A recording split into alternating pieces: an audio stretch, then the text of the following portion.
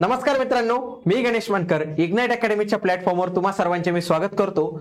तर सैनिक कल्याण विभाग यांच्या मार्फत जाहिरात आलेली आहे। तर याच्यामध्ये फक्त जे माजी सैनिक आहेत तेच अप्लाय करू शकतात। तर याच्यासाठी जी जाहिरात आहे ऑलरेडी त्याचा व्हिडिओ आलेला आहे। तर या व्हिडिओमध्ये आपण याचा ऑनलाईन फॉर्म आपण कशा पद्धतीने भरावा त्याच्याविषयीची डिटेल माहिती पाहणार आहोत, म्हणून तुम्ही हा व्हिडिओ शेवटपर्यंत पूर्ण बघा। आणि तुम्ही देखील या पदासाठी तयारी करत असाल तर त्याच्यासाठी आपली सरळ सेवा भरती बॅच जी आहे तर ते आपण लॉन्च केलेली, जी तुम्हाला या सर्व स्पर्धा परीक्षांसाठी उपयुक्त जे आहे तर ते ठरणार आहे। म्हणून तुम्ही आजच ही बॅच जॉईन करू शकतात। जॉईन करण्यासाठी इग्नाइट अकॅडमीचे ऍप्लिकेशन डाउनलोड करा। ही बॅच लाईव्ह स्वरूपाची असणार आहे। टीसीएस आयबीपीएस च्या लेटेस्ट पॅटर्न नुसार अपडेटेड आपण याच्यात काही लेक्चर जे आहेत तर ते अपडेट देखील केलेले आहेत। आणि बॅच परचेस करताना तुमच्यासाठी एक खास डिस्काउंट पण असणार आहे। जर तुम्ही GM10 कोड यूज कराल तर तुम्हाला 10% डायरेक्ट सूट जी आहे तर तिथं मिळणार आहे। आपण वेबसाईटवर जाऊया। बघा, या वेबसाईटवर गेल्यावर बघा mahasainik.maharashtra.gov.in याच्यामध्ये बघा रिसोर्सेस मध्ये इथं रिक्रुटमेंट हा टॅब तुम्हाला दिसतो। तिथं जाऊन तुम्ही ही वेबसाईट ओपन करा। इथं जाऊन तुम्ही त्यांची जाहिरात डाउनलोड करू शकतात। त्याच पद्धतीने इथं लिंक दिलेली आणि याची फॉर्म भरण्याची लिंक तुम्हाला आपल्या टेलिग्राम चॅनलवर किंवा अवेलेबल असेल तर मी कमेंट बॉक्स मध्ये देखील तुम्हाला हे लिंक अवेलेबल करून देतो। लिंकवर गेल्यावर अशा पद्धतीचा इंटरफेस ओपन होईल। आता ही परीक्षा टीसीएस घेणार आहे म्हणून हा टीसीएसचा इंटरफेस आहे। बऱ्यापैकी उमेदवारांनी फॉर्म भरलाय त्यांना माहिती असेल। फॉर्मची डेट ही 14 पासून सुरू झालेली आहे आणि 5 नोव्हेंबर पर्यंत तुम्हाला फॉर्म भरायचे। दिवाळीच्या घाई गडबडीत फॉर्म भरायचं विसरू नका, ठीक आहे। चला, तर आपण मी इथं क्लिक केले तर अशा पद्धतीने माझा फॉर्म जो आहे तर तो ओपन होतो। आता इथं मला काय करायचं, सगळ्यात आधी माझा युजर आयडी आणि पासवर्ड तयार करायचा आहे। त्याच्यासाठी बघा काय काय डिटेल विचारतं। इथं उमेदवाराचं पहिलं नाव, त्याचं मधलं नाव आणि त्याचं आडनाव। ज्या कोणी महिला भगिनी असतील तर त्यांनी देखील इथं विशेष लक्ष ठेवा किंवा बाकीच्यांच्या नावात जर बदल झाला असेल, जे तुमच्या 10th मार्कशीटवर जे आहे तर त्याच पद्धतीने तुम्हाला इथं पाहिजे। 10th सर्टिफिकेटवर जे काही आहे तेच तुम्हाला इथं लागणार आहे। पुढे तुमच्या नावात बदल झाले का, जर मी यस केलं तर नवीन बदललेले नाव मला इथं विचारलं जात आहे, मग मी इथं नो करतो। डेट ऑफ बर्थ विचारली जाते। डेट ऑफ बर्थ पण इथं स्पष्ट म्हटले की 10वीच्या सर्टिफिकेटवर जी असेल तीच डेट ऑफ बर्थ तुम्हाला इथं टाकायची। त्याच्यानंतर जेंडर मेल फिमेल चूज करू शकतात, वडिलांचं नाव आईचं नाव। त्याच्यानंतर तुमचा चालू मोबाईल नंबर आणि त्या मोबाईल नंबरला रिचार्ज पाहिजे कारण की याला ओटीपी येणार आहे। त्याच्यानंतर ईमेल आयडी टाकायचं, ईमेल आयडीला पण ओटीपी वगैरे बाकीच्या डिटेल जातात। पुढे आर्मी नंबर विथ सफिक्स प्रत्ययसह तुम्हाला पूर्ण तुमचा आर्मी सैन्य क्रमांक इथे टाकायचा आहे। 10वीचा बैठक क्रमांक टाकायचा आहे, कोणत्या वर्षी पास झालं ते टाकायचंय। त्याच्यानंतर आर्मी एअरफोर्स म्हणजे तुम्ही सैन्यामध्ये कधी सामील झाले ती तारीख तुम्हाला टाकायची।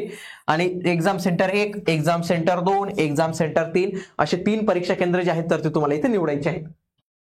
पुढे आता जनरेट ओटीपी वर जर क्लिक केलं तर तुमच्या मोबाईल नंबरला ओटीपी जाईल, तो ओटीपी टाकायचा आहे। त्याच्यानंतर इथं हा कॅप्चा कोड टाकून इथं रिव्हेरीफाय करायचा आहे आणि अशा पद्धतीने तुमचा युजर आयडी आणि पासवर्ड जनरेट होईल। ही फक्त याच्यातली 10% प्रोसेस होती। आता पुढची 90% प्रोसेस आहे बाकी, ते आता आपण व्यवस्थित पद्धतीने समजून घेऊया। चला बघा, हे असं रिव्हेरीफाय येतं। इथं हे तुमची सगळी नावं येतात आणि या बॉक्समध्ये आपल्याला टिक करावं लागतं। असं हे टिक करायचं आणि आपला बघा इथं विचारतं बरं का ते की सगळी माहिती तुम्ही एकदा चेक करून घ्या कारण की माहितीमध्ये ते बदल करून देणार नाही। अशा पद्धतीने तुमचा युजर आयडी पासवर्ड जनरेट झाला। आता हा नवीन युजर इंटरफेस ओपन होईल। इथं आपल्याला जायचंय गो टू ऍप्लिकेशन। ऍप्लिकेशन मध्ये मी गेलो, पदाचं नाव एकच आहे म्हणून त्याचा काही प्रॉब्लेम नाही, लिपिक पद निवडायचंय। त्याच्यानंतर इथं तुम्हाला बाकीचे काही तुमच्या डिटेल्स दिसतील, मॅरिटल डिटेल्स वगैरे या सगळ्या गोष्टी ज्या आहेत तर तुम्हाला तिथं टाकायच्या आहेत। त्याच्यानंतर एक्झाम सेंटर्स तुम्हाला सिलेक्ट करायचे आहेत। पुढचं तुमचं डोमेसाईल नसेल तर बर्थ सर्टिफिकेट चालणार आहे, ते नसेल तर स्कूल लिव्हिंग सर्टिफिकेट चालणार आहे। बघा, इंडियन महाराष्ट्राचे रहिवासी आहात का, प्रमाणपत्र कधी जे आहेत तर ते कोणी दिलं, कोणत्या कार्यालयाने कधी दिलेलं आहे आणि त्याचा सिरियल नंबर काय, या सगळ्या डिटेल्स तिथे टाकायचे आहेत। त्याच्यानंतर तुमची कास्टची कॅटेगरी, जी काही कॅटेगरी असेल त्या कॅटेगरी नुसार जागा पाहून तुम्ही करू शकता आणि शक्यतो तुमच्याच कॅटेगरीमध्ये फॉर्म भरा। पुढे काहींना नॉन क्रिमिनल विचारलं जाईल, काहींना ईडब्ल्यूएस विचारलं जाईल आणि ज्यांना नॉन म्हणजे SC ST ला काहीच लागत नाही ना यांच्यापैकी दोघांपैकी तर ते काहीच विचारणार नाही। त्याच्यानंतर आयडेंटिफिकेशन डिटेल्स तुम्हाला इथे विचारलं जाणार आहे। त्याच्यानंतर तुम्हाला हा आयडेंटिटी प्रूफ विचारलं जाणार आहे आणि याच आयडेंटिटी प्रूफचं नंतर तुम्हाला जे आहे तर डॉक्युमेंट देखील मागणार आहे। हे व्यवस्थित पद्धतीने लक्षात घ्या। समजा तुम्ही पॅन कार्ड केलं तर पॅन कार्डचा नंबर आणि पॅन कार्ड वरील तुमचं नाव विचारलं जातं। जर तुम्ही लायसन्स केलं तर वाहन चालवण्याचा परवाना क्रमांक, त्याच्यानंतर ड्रायव्हिंग लायसन्सचं नाव, अथॉरिटीचं नाव आणि कोणत्या डेटला आलं ते तुम्हाला लिहायचंय। त्यासोबतच कधीपर्यंत व्हॅलिडिटी आणि तुमच्या ड्रायव्हिंग लायसन्सचा टाईप काय आहे या सगळ्या गोष्टी तुम्हाला इथे कराव्या लागतात। वोटर आयडी असेल तर वोटर आयडी नंबर आणि वोटर आयडी वरील तुमचं नाव काय आहे ते विचारलं जात आहे। पुढे पासपोर्ट असेल तर passport number, place of issue, date of expiry, date of issue and name of passport या गोष्टी तुम्हाला इथं विचारल्या जातात. मी इथं व्हॉलंटरी माय आयडेंटिटी प्रूफ मी इथं क्लिक करेन, सेव्ह अँड नेक्स्ट. आता माझी पहिली स्टेप झाली कारण की इथं ग्रीन झालं. आता मी या स्टेपवर आहे, इथं ऑरेंज आहे. इथं काहीतरी एक्स्ट्रा डिटेल्स म्हणजे फॉर एक्झाम्पल पहिली की तुम्ही दिव्यांग आहात का, दिव्यांगाला येस केलं तर तुम्हाला बाकीची इन्फॉर्मेशन इथं विचारली जाते, जसं की percentage of disability, type of disability, व्हीलचेअरचा सपोर्ट हवा आहे का, या पद्धतीची गोष्टी. तुम्हाला लेखनिक हवा आहे का ते इथं विचारलं जाईल. त्याच्यानंतर तुम्ही माझी सैनिक आहात का. ऍक्च्युली हा प्रश्न खूप उशिरा त्यांनी विचारला. तो पहिल्या स्लाइडमध्ये पहिला प्रश्न हाच पाहिजे होता, की तुम्ही माझी सैनिक आहात का. पहिले तुम्ही सगळी डेट ऑफ जॉईनिंग लिहून घेतली त्याच्याकडून, त्याच्याकडनं नंबर लिहून घेतला आणि नंतर प्रश्न विचारतायत की तुम्ही माझी सैनिक आहात का. ठीक आहे, तो टीसीएसचा इंटरफेस असतो त्याच्यामध्ये त्यांनी चेंज नाही केलं, ते जुनं दिसलं म्हणून ते असं आहे. नो केलं तर फॉर्म भरता येणार नाही, येस केलं तरच फॉर्म भरता येईल. म्हणजे हा फॉर्म फक्त माजी सैनिकांसाठी. ऑलरेडी आपण आपला आर्मी नंबर टाकलेला आहे आणि कधी सर्व्हिसला जॉईन केलं होतं ते देखील टाकलेलं, त्याच्यानंतर हा प्रश्न आलेला आहे. ठीक आहे, चला. तुमची डेट ऑफ सर्व्हिस, मुक्त होण्याची तारीख आणि कधी जॉईन झाली म्हणजे तुमचा पिरियड तो कॅल्क्युलेट करून घेईल. त्याच्यानंतर आत्महत्याग्रस्त शेतकऱ्यांचे पाल्य आहात का, राज्य केंद्र सरकारचे कर्मचारी आहात का, यापूर्वी परीक्षेस प्रतिबंध केला आहात का हे विचारलं जातं. त्याच्यानंतर हे काही लिगल गोष्टी आहेत, FIR वगैरे झालेली आहे का तर ते, आणि इथं सेव्ह अँड नेक्स्ट करायचं तुम्हाला.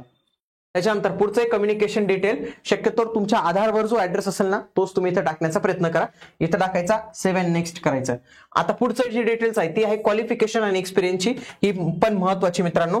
बघा इथं तुम्हाला मराठीचं नॉलेज आहे का, येस करावं लागेल. त्याच्यानंतर इथं 10वीची माहिती भरायची, इथं 12वीची माहिती भरायची. त्याच पद्धतीने तुमचं पदवी झालं असेल पदवी, डिप्लोमा झाला असेल डिप्लोमा, पदव्युत्तर पदवी झालं असेल, या सर्वांची माहिती तुम्हाला इथं जी आहे तर ती भरावी लागणार आहे. त्याच्यानंतर इथं सेव्ह अँड नेक्स्ट करायचं. आता सेव्ह अँड नेक्स्ट केल्यानंतर तुम्हाला आणखी 2 प्रश्न. एक म्हणजे काय, मिनिमम 15 वर्ष पूर्ण झालेत का, नो केलं तर फॉर्म भरता येणार नाही, येस केलं तरच फॉर्म भरता येईल. टायपिंग सर्टिफिकेट आहे का, मराठी टायपिंग 30ची. इथं नो केलं तरी फॉर्म भरू देत आहे मित्रांनो, कारण की GR आहे की 2 वर्ष सर्व्हिसला लागल्यानंतर तुम्हाला सर्टिफिकेट काढायचं आहे. पुढे आता शेवटची स्टेज, डॉक्युमेंट अपलोड करायचे आणि पेमेंट करायचे. पहिले तर तुमचा पासपोर्ट साईजचा फोटो. याच्यामध्ये 2 प्रकार असतात मित्रांनो. एक असतो तुमचा एक लाईव्ह फोटोग्राफ लागतो, त्याच्यासाठी तुम्ही ज्या PC मध्ये फॉर्म भरत असाल त्याला वेब कॅम पाहिजे किंवा लॅपटॉपचा कॅमेरा हा चांगला पाहिजे, किंवा नाहीतर मोबाईलमध्ये तुम्हाला परत काय करावं लागतं, तिथनं लॉग आउट करून लॉग इन करायचं, फोटो घ्यायचा, परत तिकडे जायचं, असे काम करू शकतात. IBPS ला याच्यापेक्षा चांगली सिस्टीम असते जी TCS ने अजून वापरली नाही. अपलोड फोटोग्राफ, जो फोटो स्टुडिओ मधून आणला असतो तुम्ही, तो गोराबिरा करून तो फोटो क्लोज करायचं. पुढे सही तुमची अपलोड करायची. 10वीचं मार्कशीट, 12वीचं marksheet, graduation certificate, domicile certificate, हे सर्टिफिकेट अपलोड करायचे तुम्हाला. त्याच्यानंतर तुमचं जातीचं प्रमाणपत्र, नॉन क्रिमिलियर, ज्यांना EWS असेल त्यांना EWS, ज्यांना लागत नाही त्यांना येणारच नाही. स्मॉल फॅमिली सर्टिफिकेट, आता तुम्ही म्हणणार हे कुठे आहे, त्यांच्या वेबसाईटवर पण दिलेलं आहे, तुम्हाला आपल्या टेलिग्राम चॅनलवर पण पाहायला मिळून जाणार आहे. स्मॉल फॅमिली सर्टिफिकेट काय एवढं विशेष नाही आहे, ते तिथं आहे, फक्त डाउनलोड करून हाताने तुम्हाला लिहायचंय.